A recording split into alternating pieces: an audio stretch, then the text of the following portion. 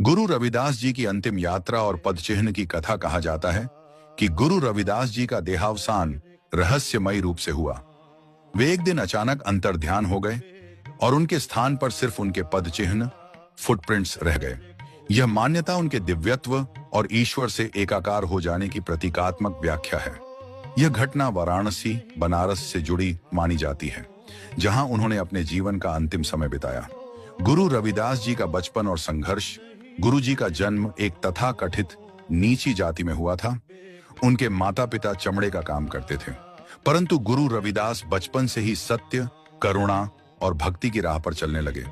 उन्होंने सच्चे ईश्वर की भक्ति को ही धर्म माना और बाह्य आडंबरों व जाति व्यवस्था को चुनौती दी।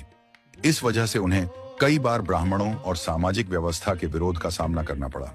राजा नागरमल और गुरु रविदास गुरु जी की ख्याति इतनी बढ़ी कि उनके विरुद्ध शिकायतें लेकर लोग राजा नागरमल के पास पहुंचे।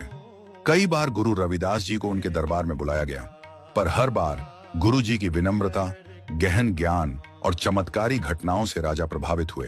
अंततः राजा नागरमल स्वयं गुरु रविदास जी के शिष्य बन गए और उन्होंने अपने राज्य में जातिभेद की कई कुरीतियों को समाप्त करने की कोशिश की।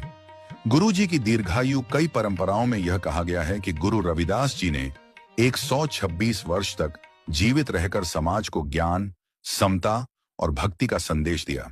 उन्होंने बेगमपुरा जैसे एक आदर्श राज्य की कल्पना की, जहां न कोई दुख हो, न कर, न जाति, न भेदभाव।